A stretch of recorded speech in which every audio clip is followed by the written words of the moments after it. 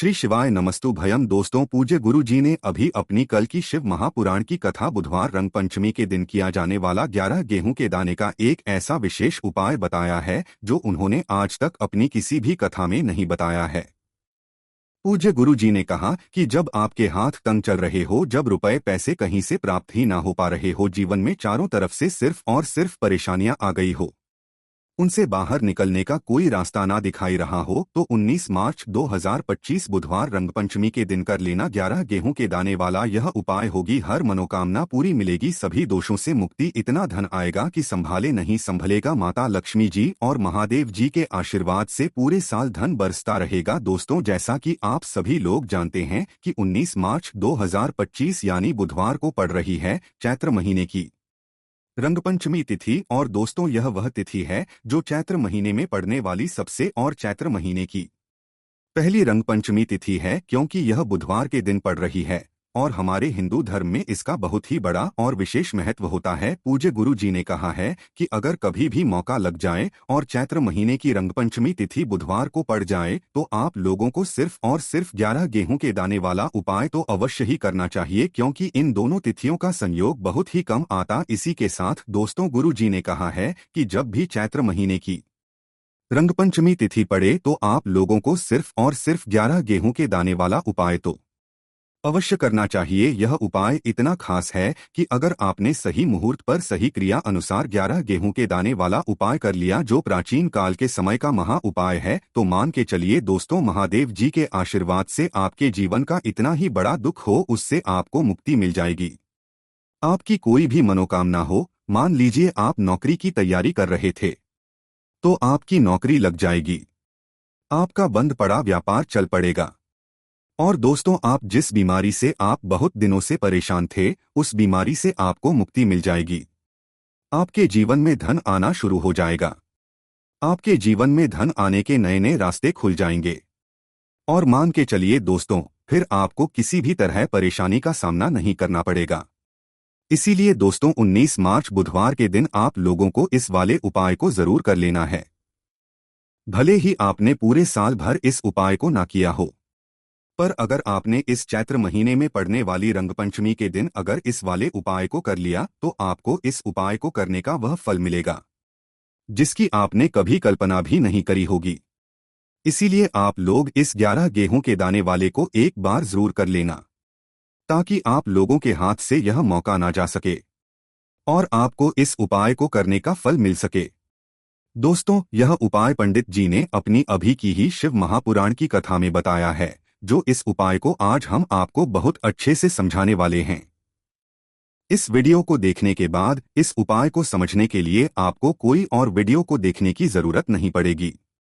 तो दोस्तों, इस उपाय को आपको कैसे करना है, कहां पर करना है और उपाय को करते समय आपको किन किन गलतियों को नहीं करना है और आपको किन किन बातों का ध्यान रखना है, ये सारी जानकारी हम आपको इस वीडियो में देंगे। तो चलिए भक्तों, उपायों को शुरू करते हैं। अगर आप भी चाहते हैं कि महादेव जी का आशीर्वाद आप पर सदैव बना रहे, तो वीडियो को लाइक करें, चैनल को सब्सक्राइब करें और कमेंट बॉक्स में हर हर महादेव जरूर लिखें। और अपने फायदे के लिए, गरीबी दूर के लिए इस वीडियो को पूरा देख कर जाना। यदि आज आपने वीडियो को बीच बीच में से देखा, काट काट कर देखा, तो जीवन में आपको कभी सफलता हासिल भी नहीं होगी। देखिए दोस्तों, यह 19 मार्च बुधवार रंगपंचमी का दिन यह इतना खास होता है, इतना महत्वपूर्ण होता है। देखा गया है कभी कभी बड़े बड़े पूजा पाठ अनुष्ठान से जो मनोकामना पूर्ण नहीं होते, वह 19 मार्च बुधवार के दिन एक छोटे से उपाय करने से आपकी मनोकामना पूर्ण हो जाती है। देखो, गुरु जी ने कहा है कि अगर बुधवार के दिन रंगपंचमी तिथि पड़ जाए तो इस दिन आपको 11 गेहूं के दाने वाला उपाय तो अवश्य ही करना चाहिए। देखो, यह उपाय यदि आपके जीवन में कर्जा बहुत अधिक है, आपके जीवन में संकट बहुत अधिक रहते हैं, आपके ऊपर बहुत अधिक विपदा आ रही है, बार बार आपको अपने व्यापार में और अपने धन में हानि देखने को मिल रही है, यानी कि आपको प्रत्येक कार्य में हानि ही है, तो आपको यह उपाय करना चाहिए। देखिए, इस उपाय के लिए आपको 11 गेहूं के दाने आपको लेने हैं। ठीक है, 11 दाने लेने के बाद में आपको जरूरत होगी चावल के दानों की। 11 चावल के दाने और 11 गेहूं के दाने, और चावल के दाने खंडित नहीं होने चाहिए। अब आप कहोगे, भैया गेहूं कहाँ से लेने हैं? देखो, आपको किसी भी किराना स्टोर पर गेहूं के दाने आपको आसानी से मिल जाएंगे। जाकर ले लेना। ठीक है ना? 11 गेहूं चावल के दाने लेने हैं। साथ ही साथ आपको एक तांबे का लोटा लेना है और उस तांबे के लोटे में आपको जल भरना है। जल आपका खुद के घर का होना चाहिए, मंदिर का नहीं होगा। अब आप यह सब सामग्री लेकर पहुंच जाओगे महादेव के शिवलिंग के पास में शाम के टाइम पर प्रदोष काल में। देखो, जब आप यह उपाय कर रहे हो तो अपना फेस रखना उत्तर दिशा, नॉर्थ डायरेक्शन की तरफ। अब यहाँ पर जो मैं आपको क्रम बताने जा रहा हूँ ना, उस मेरे क्रम को बहुत ध्यान से। महादेव को अगर कोई सबसे प्रिय है ना, तो उनकी सबसे छोटी पुत्री जिनका नाम है माता अशोक सुंदरी, जो आपके पास में चावल के 11 दाने हैं ना, उन चावल के 11 दानों को माता अशोक सुंदरी के स्थान पर आपको अपना नाम और गोत्र बोलते हुए समर्पित कर देने हैं, है ना। और चावल के दानों को रखने के बाद में जो आपके पास में तांबे का लौटा है ना, उस तांबे के लौटे को कहीं पर भी हम जल नहीं चढ़ेंगे। सिर्फ और सिर्फ माता पार्वती का जो हस्तकमल आपको दिख रहा है, यहीं पर गोल गोल आपको करना है उसी जल को, और कहीं नहीं। ना तो माता अशोक सुंदरी के स्थान पर, ना तो शिवलिंग के ऊपर, सिर्फ आपको यहाँ पर गोल गोल जलाधारी पर आपको उस जल को समर्पित करना है। अब आपके पास में बचे हुए हैं 11 गेहूं के दाने और बचे हैं। उन्हीं 11 गेहूं के दाने को आपको अपनी मनोकामना अपने विशेष कहते हुए महादेव के शिवलिंग के ऊपर अगर आप बुधवार के दिन प्रदोष काल में समर्पित कर देते हैं, तो आपकी जो भी मनोकामनाएं, जो भी विश होंगी, महादेव पूरी जरूर करते हैं। अन्न को समर्पण करने से, उस खासकर गेहूं को समर्पण करने से हमारी इच्छाएं पूरी होती है। और अगर वह दिन बुधवार रंग पंचमी का दिन हो, तब तो इससे सुंदर संयोग कुछ भी नहीं हो सकता। आपकी इच्छाओं को पूरा करने के लिए बहुत स्पेशल, बहुत प्यारा सा उपाय आप सभी को जरूर करना है। ध्यान में रखिएगा, यह उपाय प्रदोष काल में करना है। देखो, गुरुजी ने है, भगवान शिव के शिवलिंग पर 33 कोटि देवी देवताओं का वास होता है। अगर हम शिवलिंग के सामने कुछ भी उपाय करते हैं तो हमारे सभी देवी देवता हमसे खुश हो जाते हैं। यह उपाय आपको अवश्य करना है। देखो, सुबह के टाइम नहीं कर सकते, ठीक है। अब बात करते हैं अगले उपाय की। देखिए, इस उपाय के लिए आपको मात्र एक लौंग का जोड़ा लेना है, यानी कि 2 फूल वाली लौंग लेनी है। साथ में आपको मात्र थोड़ा सा शहद लेना और इसी के साथ में आपको तांबे के पात्र के अंदर शुद्ध जल देना होगा। अब देखिए, इन सभी सामग्रियों को लेकर के आपको भगवान शिव के मंदिर में पहुंच जाना है। देखें, यह उपाय आप सुबह से लेकर शाम तक कर सकते हैं। तो वह सबसे पहले तो आपके पास जो 2 फूल वाली लौंग है, उन्हें आपको शहद के अंदर अच्छे से डुबोना है, यानी कि दोनों लौंग पर आपको अच्छे से शहद का लेपन कर देना है। अब आपको जो आपके पास एक लोटा जल है, पहले तो उसे शिवलिंग पर धीरे धीरे समर्पित करना है और श्री शिवाय नमस्तु भयम इस मंत्र का जाप करते हुए समर्पित कर देना है। अब आपके पास जो 2 फूल वाली लौंग है, शहद से उसे आपको शिवलिंग पर अर्पित करना है और आपको प्रार्थना करनी है कि जीवन में जो रोग की स्थिति है वे समाप्त हो, जीवन के जो संकट और समस्याएं हैं वह सभी समाप्त हो, जीवन से जो कर्ज की समस्या है वह समाप्त हो। प्रकार से प्रार्थना करते हुए यह जो 2 फूल वाली लौंग ही शहद संयुक्त, इससे आपको शिवलिंग पर अर्पित कर देनी है। आपकी जो भी समस्या होगी इस बुधवार के दिन अवश्य ही समाप्त हो जाएगी। तो इस प्रकार से आपको पहला उपाय करना है। अब हम बात कर लेते हैं दूसरे उपाय के बारे में। देखो, यह उपाय आपके लिए सर्वश्रेष्ठ होने वाला है। देखिए, इस उपाय के लिए आपको मात्र 5 हरे मूंग के आपको साबुत लेने हैं, खंडित नहीं होने चाहिए, इस बात का ध्यान रखें। और इसी के साथ में आपको एक तांबे के पात्र के अंदर अपने घर से शुद्ध जल ले लेना है। अब दोस्तों, इन सभी सामग्रियों को लेकर के आपको सीधे पहुंच जाना है भगवान शिव के मंदिर में। देखिए, इस उपाय को भी आप सुबह भी कर सकते हैं और शाम के समय में भी कर सकते हैं। देखिए, भगवान शिव के मंदिर में पहुंचने के बाद आपके पास जो 5 हरे मूंग हैं, उनमें से पहला जो हरा मूंग है, आपको शिवलिंग के सामने जो नंदी महाराज होते हैं और उनका जो पैर हुआ होता है, वहां पर आपको पहला हरा मूंग समर्पित कर देना है और आपको ओम नमः शिवाय इस मंत्र का जाप कर लेना है। फिर आपको दूसरा हरा मूंग लेना है और शिवलिंग पर जो श्री गणेश जी वाला स्थान होता है, वहां पर आपको यह दूसरा हरा मूंग समर्पित कर देना है, यानी कि शिवलिंग के सीधे तरफ आपको यह दूसरा हरा मूंग समर्पित करना है। और फिर आपको ओम नमः शिवाय या फिर श्री गणेशाय नमः इस मंत्र का जाप कर लेना है। हरा मूंग का दान आपको भगवान शिव की सबसे प्रिय पुत्री माता अशोक सुंदरी वाले स्थान पर समर्पित करना होगा। शिवलिंग की जो जलाधारी होती है, जहां से जल बह के आता है, उसी जलाधारी के बीच में जो कहीं कहीं उठी हुई लाइन होती है सांप की आकृति के रूप में, वहीं पर आपको तीसरा हरा मूंग समर्पित करना है और फिर आपको इस मंत्र का जाप कर लेना है। अब दोस्तों, चौथा जो मूंग है उसे आपको भगवान कार्तिकेय जी का जो स्थान होता है शिवलिंग पर, वहां पर आपको यह चौथा हरा मूंग का दाना समर्पित कर देना है और आपको ओम नमः शिवाय इस मंत्र का जाप कर लेना है। अब दोस्तों, आपके पास जो पांचवा और अंतिम हरा मूंग बचा हुआ है उसे आपको उससे जल के पात्र के अंदर डाल देना है और इस हरे मूंग से युक्त जल से आपको भगवान शिव के शिवलिंग का अभिषेक कर देना है। जल आपको धीरे धीरे समर्पित करते जाना है और लगातार आपको शिव महापुराण के मूल मंत्र श्री शिवाय नमस्तु भयम नाम इस मंत्र का जाप करते रहना है। फिर आपको शिवलिंग के सामने बैठकर, यदि आप अपने बच्चों के लिए यह उपाय कर रहे हैं, यदि आप अपने बच्चों की बुद्धि ज्ञान और विवेक के लिए उपाय कर रहे हैं तो उसके लिए आपको प्रार्थना कर लेनी है, या फिर व्यापार में वृद्धि करने के लिए यह उपाय कर रहे हैं तो उसकी कामना करते हुए रचना कर लेनी है, या फिर अपनी नौकरी के लिए कर रहे हैं, या फिर अपने इंटरव्यू के लिए, या फिर धन की प्राप्ति के लिए कर रहे हैं। जिस भी कामना के लिए आप उपाय कर रहे हैं उसे परिपूर्ण करने के लिए आपको महादेव से प्रार्थना कर लेनी है और फिर आपको वापस अपने घर आ जाना है। पूज्य गुरु जी ने कहा है कि जो भी व्यक्ति इस उपाय को कर लेता है तो यकीन मानिए आपके जीवन की जो सारे संकट कष्ट और बाधाएं हैं वह सभी होंगे। अब हम बात करते हैं अगले उपाय की। इस उपाय के लिए आपको एक दीपक लेना है। दीपक आप मिट्टी का भी ले सकते हैं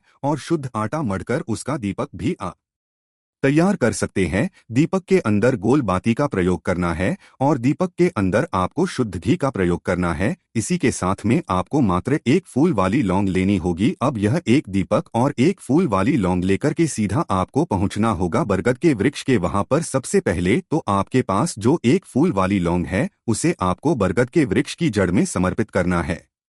देखिए, अगर आपके जीवन में कोई भी बड़ा संकट आने वाला है, कोई भी बड़ा कष्ट आने वाला है तो वह इस उपाय के माध्यम से दूर होने वाला है। महादेव की विशेष कृपा रहेगी कि जो भी संकट आपके जीवन में आने वाला होगा वह भी दूर हो जाएगा। तो आपको एक लौंग समर्पित करनी है बरगद के वृक्ष की जड़ में और वो पर आपको जो है गोल बाती वाला दीपक जो आप लेकर के गए हैं उससे भी वहां पर प्रज्वलित कर देना है। वटकेश्वर महादेव का स्मरण करते हुए देखिए, जब भी आपको जीवन में इस साल लगने लगे कि आपके जीवन में कुछ भी अच्छा नहीं चल रहा है तब भी आपको यह उपाय करना है। तो इस प्रकार से आपको यह उपाय करना है। अब हम जान लेते हैं चौथे विशेष उपाय के बारे में। देखें, यदि आपके विवाह में शादी में कोई भी समस्या है, यदि आपका जो कर्ज है वह दिन पर दिन बढ़ते ही जा रहा है तो आपको यह चमत्कारी उपाय करना चाहिए। कोई भी समस्या अगर जीवन में है तो उसे दूर करने के लिए आपको उपाय करना चाहिए। मंगल दोष से जुड़ी हुई समस्या भी है तब भी आपको यह उपाय करना चाहिए। देखिए, इस उपाय के लिए आपको एक तांबे के पात्र के अंदर अपने घर से शुद्ध जल लेना है और इसी के साथ में आपको एक चुटकी लाल चंदन लेना होगा। अब आपको क्या करना है कि जो चंदन आपने लिया है उसे जल के पात्र के अंदर डाल देना है और ये जल जो है आपको लाल चंदन से युक्त तैयार कर लेना है और ये लाल चंदन से युक्त जल आपको भगवान शिवा के मंदिर में लेकर के पहुंचना है। लेकिन यह उपाय भी आप सुबह से लेकर के शाम तक कर सकते हैं। अब दोस्तों, ये जो लाल चंदन से युक्त जल है इससे आपको भगवान शिव के शिवलिंग पर धीरे धीरे अर्पित कर देना है और आपको लगातार श्री शिवाय नमस्तु भयम का जाप करते रहना है। देखिए, यदि आपके जीवन में विवाह से जुड़ी समस्या चल रही है तो आपको मंगलेश्वर महादेव का स्मरण करना है और जीवन में अधिक कर्ज की समस्या है तो आपको आर्यन मुक्तेश्वर महादेव का स्मरण करना है। देखना, एक दिन आपकी सब तरह की समस्या जल्दी ही समाप्त हो जाएगी। तो इस प्रकार से आपको यह चौथा उपाय करना है। अब हम जान लेते हैं अंतिम और पांचवें उपाय के बारे में। देखिए, बुधवार का है और हनुमान जी भगवान शिव के रुद्र अवतार है तो यह उपाय और भी खास हो जाता है। तो यह जो उपाय है विशेषकर आपको हनुमान जी के वहां पर ही करना होगा। देखिए, जब भी आपको ऐसा लगने लगे कि आपके जीवन में जो कर्ज है वह समाप्त ही नहीं हो पा रहा है, दिन प्रतिदिन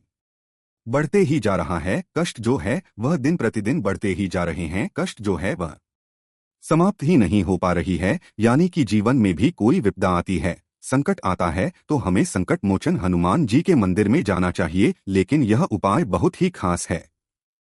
इस उपाय के लिए आपको एक चौमुख दीपक तैयार करना होगा। आपको एक दीपक लेना है, दीपक के अंदर 4 लगानी है। देखो, बाती के लिए आपको मोली वाला धागा आता है, कलावा का, उसकी भी बना सकते हैं, या फिर आप सफेद रुई की जो बत्तियां हैं उन्हें भी बना सकते हैं। अब आपको लेना है कटोरी सरसों का तेल, और अब इस दीपक के अंदर या तो आपको चमेली का तेल डालना है, या फिर जो आपने एक कटोरी सरसों का तेल लिया है उसमें आपको सरसों का तेल डालना है। और इसी के साथ में आपको मात्र एक फूल वाली लौंग भी लेनी है। देखिए, अब जो ये दीपक है और लौंग है, इन दोनों का आपको हनुमान जी के मंदिर में लेकर के पहुंचना है। अब सबसे पहले तो यह जो चौमुखी दीपक है इसे आपको हनुमान जी के सामने प्रज्वलित करना है। दीपक को प्रज्वलित करने के आपको वहीं पर एक बार हनुमान चालीसा का पाठ करना है, या फिर आप आरन मोचक मंगल स्तोत्र का पाठ भी कर सकते हैं। अब आपके पास जो एक फूल वाली लोग हैं उनसे आपको अपने सीधे हाथ में रखना है। आपको प्रार्थना करनी है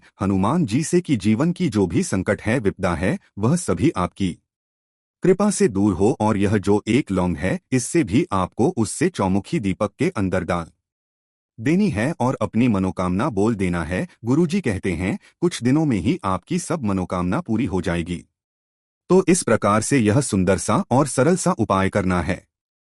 बात कर लेते हैं जो कि है तुलसी जी के पत्तों का बहुत ही चमत्कारिक उपाय। देखिए, हम सभी के घरों में माता तुलसी का पौधा अवश्य ही होता है। तो देखिए, हमें तुलसी जी के पौधे से सबसे पहले तो 3 पत्ते तोड़ने हैं। तो देखिए, तुलसी जी के आपको 3 पत्ते तोड़ लेने हैं, और इन तुलसी जी के पत्तों को तोड़ने के बाद आपको चुटकी हल्दी भी अपने साथ में लेनी है। हल्दी के अंदर आपको जल मिलाकर के पेस्ट के रूप में तैयार करना है, और इसी के साथ में आपको एक दीपक भी लेना होगा। दीपक आप मिट्टी का भी ले सकते हैं, आटे का भी ले सकते हैं, और इस दीपक में आपको शुद्ध घी डाल करके इसमें आपको लंबी रुकी बाती का प्रयोग करना है। देखिए दोस्तों, आपके पास है 3 तुलसी जी के पत्ते।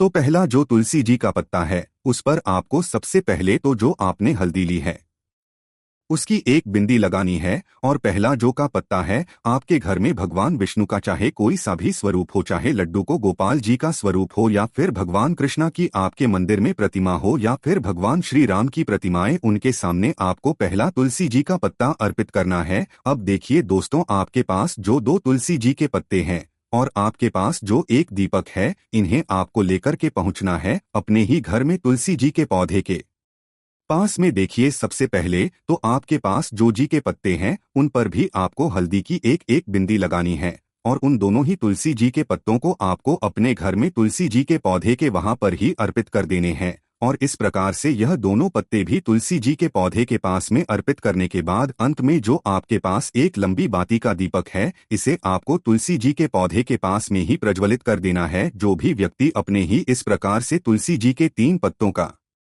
यह कर लेता है तो उसका परिवार हमेशा खुश रहता है। तो दोस्तों, यह पूज्य गुरु जी द्वारा बताए गए कुछ बहुत ही खास उपाय। अगर आपको जानकारी अच्छी लगी हो तो वीडियो लाइक करिएगा। मिलते हैं फिर एक नए वीडियो के साथ। श्री शिवाय नमस्तु भयम।